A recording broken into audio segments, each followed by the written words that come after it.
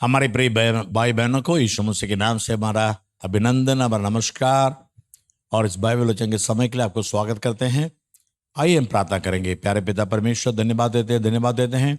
जैसे इफिसियों 1:18 में लिखा है, परमेश्वर तुम्हें प्रकाशमान मन की आंखें दे ताकि परमेश्वर के सामर्थ्य को, परमेश्वर के अद्भुत कामों को आप देख ले। वैसे आज भी तेरे वचन के जरिए हमसे बात कर, हमें आशीर्वाददायक बना दे। यीशु मसीह के नाम से मांगते पिता, आमीन। गिनती 22 अध्याय।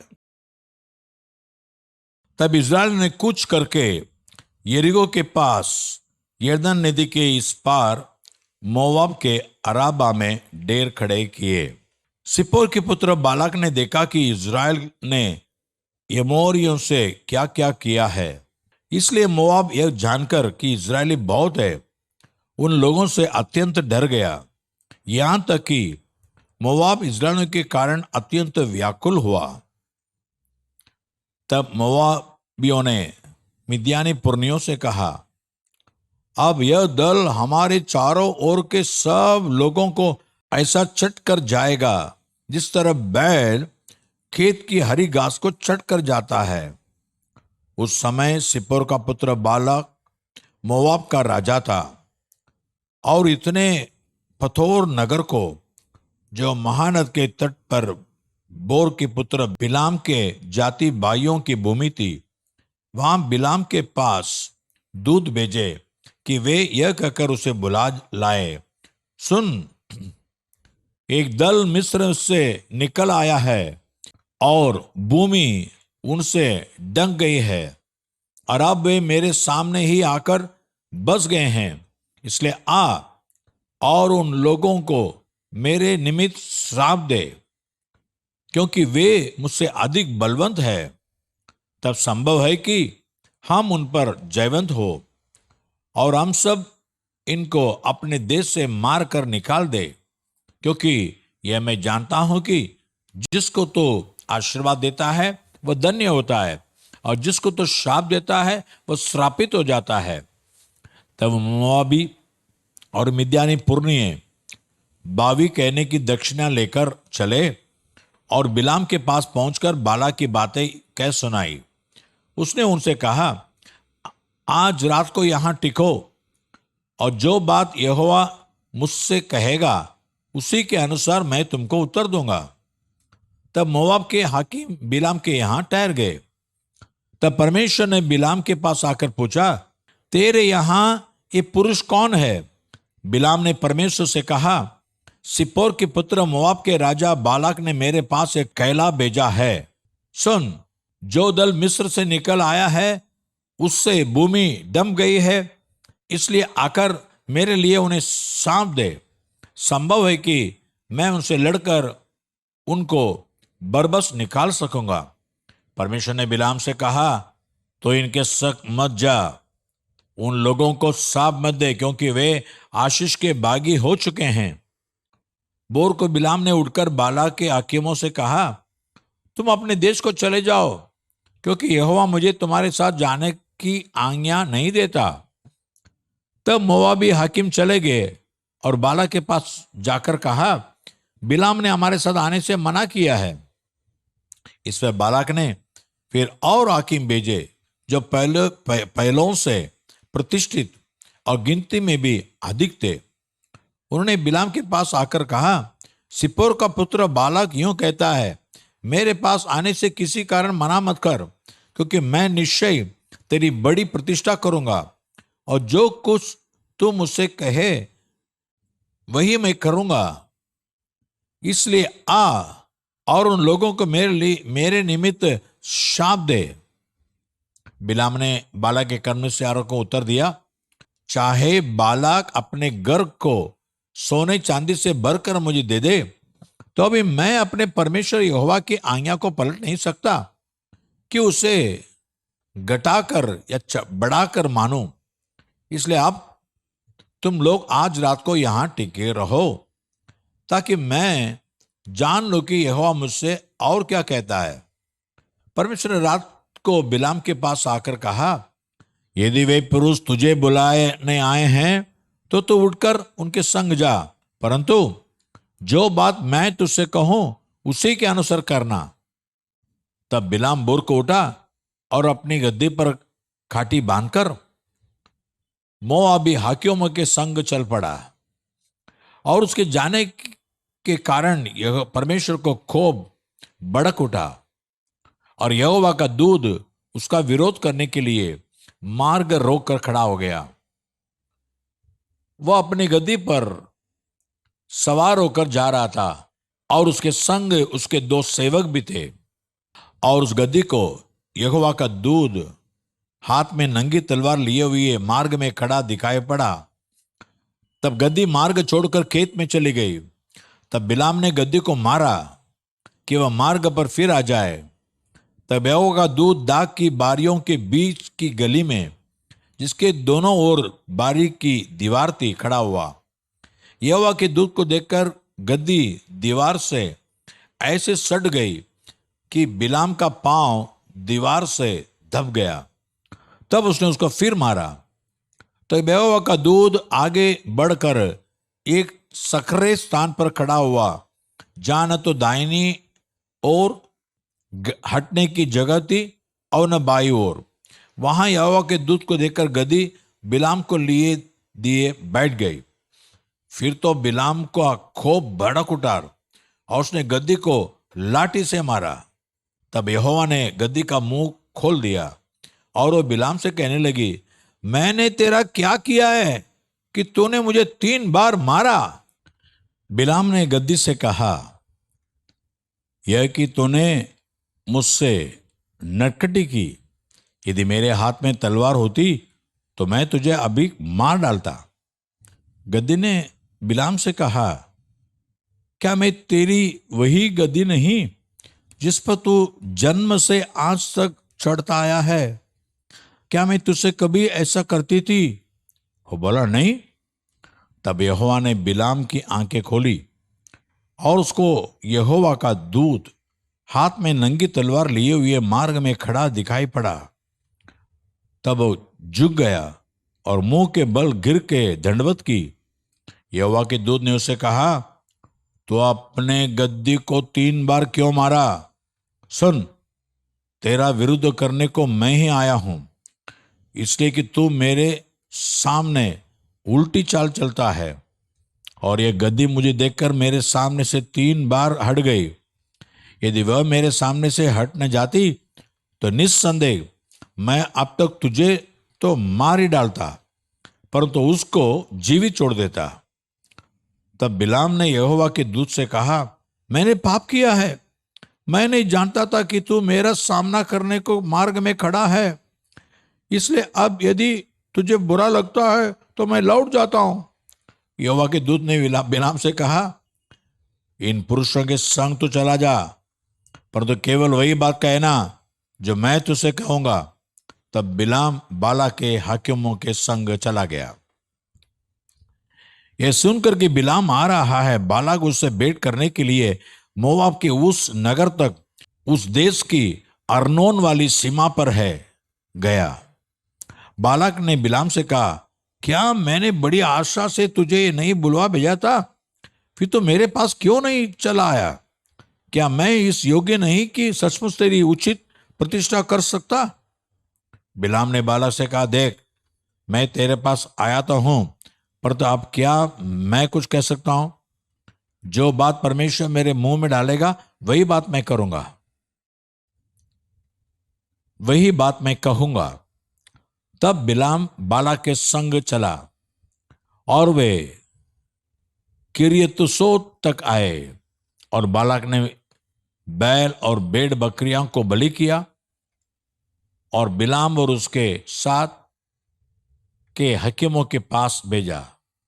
बोर को बालाक बिलाम को बाल के ऊंचे स्थानों पर चढ़ा ले गया और वहां से उसको सब इस्राएली लोग दिखाई पड़े। प्रेरितों के काम 1 अध्याय। ये थियोपिलस, मैंने पहली पुस्तिका उन सब बातों के विषय में लिखी जो यीशु आरंभ से करता और सिखाता रहा, उस दिन तक जब तक वह उन प्रेरितों को जिन्हें उसने चुना था पवित्र आत्मा के द्वारा आज्ञा देकर ऊपर उठाया न गया। उसने दुख उठाने के बाद बहुत से पक्के प्रमाणों से अपने आप को उन्हें जीवित दिखाया और 40 दिन तक वह उन्हें दिखाई देता रहा और परमेश्वर के राज्य की बातें करता रहा और उनसे मिलकर उन्हें आज्ञा दी, यरूशलेम को न छोड़ो, परंतु पिता की उस प्रतिज्ञा के पूरे होने की बाट जोते रहो जिसकी चर्चा तुम मुझसे सुन चुके हो। क्योंकि यूहन्ना ने तो पानी में बपतिस्मा दिया है, परंतु थोड़े दिनों के बाद तुम पवित्र आत्मा से बपतिस्मा पाओगे। अतः उन्होंने इकट्ठे होकर उनसे पूछा, हे प्रभु, क्या तू इसी समय इज़राइल को राज्य फेर देगा? उसने उनसे कहा, उन समयों या कालों को जानना जिनको पिता ने अपने ही अधिकार में रखा है तुम्हारा काम नहीं, परंतु जब पवित्र आत्मा तुम पर आएगा तब तुम सामर्थ्य पाओगे और यरूशलेम और सारे यहूदिया और सामरिया में और पृथ्वी की चोर तक मेरे गवाह होंगे। यह कहकर वह उनके देखते देखते ऊपर उठा लिया गया और बादल ने उसे उनकी आंखों से छिपा लिया। उसके जाते समय जब वे आकाश की ओर ताक रहे थे तो देखो, 2 पुरुष श्वेत वस्त्र पहने हुए उनके पास आ खड़े हुए और उनसे कहा, ये गलीली पुरुषों, तुम क्यों खड़े आकाश की ओर देख रहे हो? यही यीशु जो तुम्हारे पास से स्वर्ग पर उठा लिया गया है, जिस रीति से तुमने उसे स्वर्ग को जाते देखा है, उसी रीति से वह फिर आएगा। तब जैतून नामक पहाड़ से जो यरूशलेम के निकट एक शब्द के दिन की दूरी पर है, यरूशलेम को लौटे। जब वे वहां पहुंचे तो उस अठारी पर गए जहां पतरस और यूहन्ना और याकूब और अंद्रियास और फिलिप्पुस और तोमा और बरतुल्मै और मती और अल्फै का पुत्र याकूब और शमौन जलोतेस और याकूब का पुत्र यहूदा रहते थे। ये सब कई स्त्रियों और यीशु की माता मरियम और उनके भाइयों के साथ एक चित्त होकर प्रार्थना में लगे रहे। उन्हीं दिनों में पतरस भाइयों के बीच में जो 120 व्यक्ति के लगभग थे खड़ा होकर कहने लगा, हे भाइयों, आवश्यकता की पवित्र शास्त्र का वह लेख पूरा हो जो पवित्र आत्मा ने दाऊद के मुंह से यहूदा के विषय में, जो यीशु के पकड़ वालों का अगुवा था, पहले से कहा था, क्योंकि वह तो हम में गिना गया और इस सेवकाई में सहभागी हुआ। उसने अधर्म की कमाई से एक खेत मोल लिया और सिर के बल गिरा और उसका पेट फट गया और उसके सब अंतड़ियां निकल पड़ी। इस बात को यरूशलेम के सब रहने वाले जान गए, यहां तक कि उस खेत का नाम उनकी भाषा में इक्कलदमा अर्थात लहू का खेत पड़ गया। भजन संहिता में लिखा है, उसका घर उजड़ जाए और उसमें कोई न बसे और उसका पद कोई दूसरा ले ले। इसलिए जितने दिन तक प्रभु यीशु हमारे साथ आता जाता रहा, अर्थात यूहन्ना के बपतिस्मा से लेकर उसके हमारे पास से उठाए जाने तक जो लोग बराबर हमारे साथ रहे, उचित है कि उनमें से एक व्यक्ति हमारे साथ उसके जी उठने का गवाह हो जाए। तब उन्होंने 2 को खड़ा किया, एक यूसुफ को जो बरसबा कहलाता है, जिसका उपनाम यूस्तुस है, और दूसरा मतिया को, और यह प्रार्थना की, हे प्रभु, तुझे सबके मन जानता है, यह प्रकट कर कि इन दोनों में से तूने किसको चुना है कि वह इस सेवकाई और प्रेरिताई का पद ले, जिसे यहूदा छोड़कर अपने स्थान को चला गया। तब उन्होंने उनके बारे में चिट्ठियां डाली और चिट्ठी मत्तिया के नाम पर निकली, अतः वह उन 11 प्रेरितों के साथ गिना गया। नीति वचन 11। छल के तराजू से यहोवा को घृणा आती है, परंतु वह पूरे बटखरे से प्रसन्न होता है। जब अभिमान होता तब अपमान भी होता है, परंतु नम्र लोगों में बुद्धि होती है। सीधे लोग अपनी कड़ाई से अगुवाई पाते हैं, परंतु विश्वासघाती अपने कपट से नष्ट होते हैं। कोप के दिन धन से तो कुछ लाभ नहीं होता, परंतु धर्म मृत्यु से भी बचाता है। खरे मनुष्य का मार्ग धर्म के कारण सीधा होता है, परंतु दुष्ट अपनी दुष्टता के कारण गिर जाता है।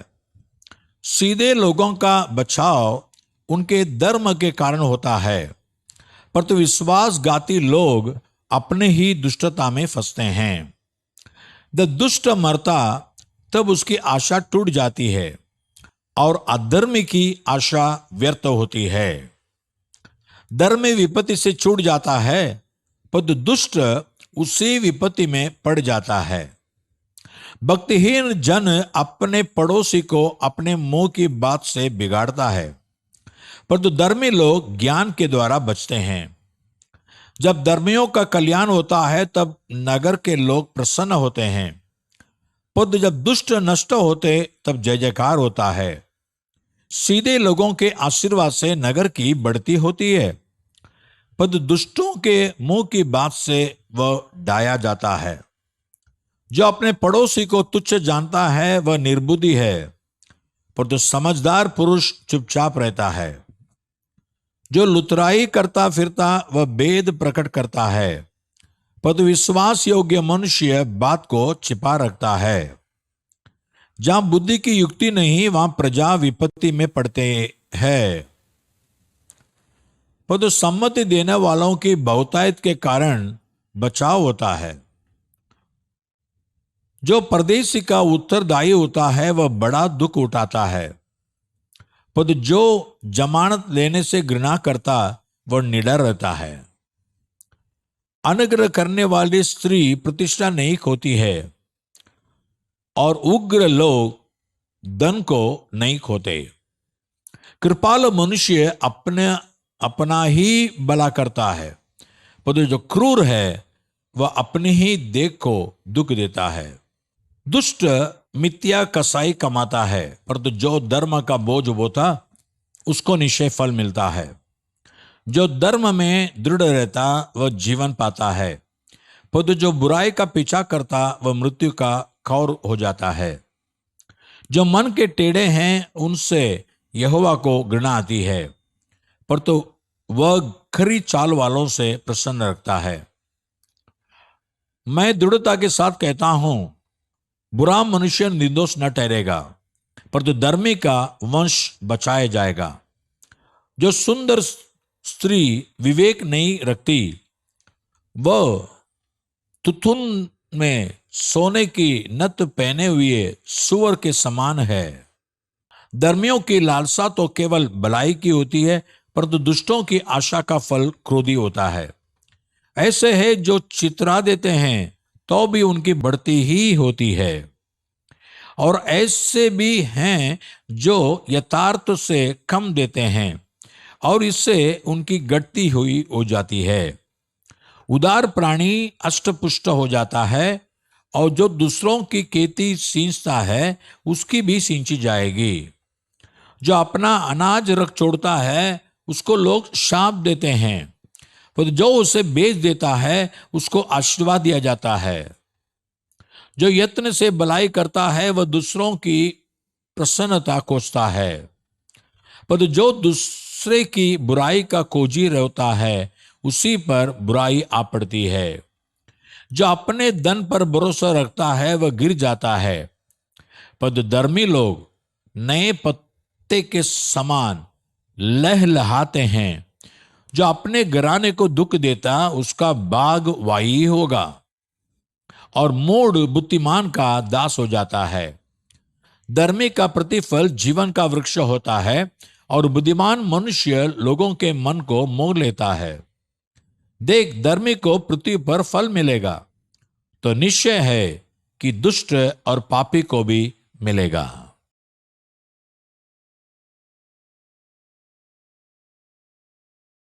जैसा हमने पढ़ा प्रेरित 1:8 में, जब पवित्र आत्मा तुम पर आएगा तो यरूशलेम में, सारी यहूदिया में, सामरी में और पृथ्वी के चोट तक मेरी गवाही बनोगे। वही पवित्र आत्मा आपके मन को, आपके जीवन को भरे, ताकि आप भी यीशु मसीह के लिए सारे जगह में गवाही बने। हम प्रार्थना करेंगे। ये हमारे स्वर्गीय के पिता, धन्यवाद देते प्रभु, पवित्र आत्मा का तूने वादा किया, वो पिता परमेश्वर की प्रतिज्ञा है।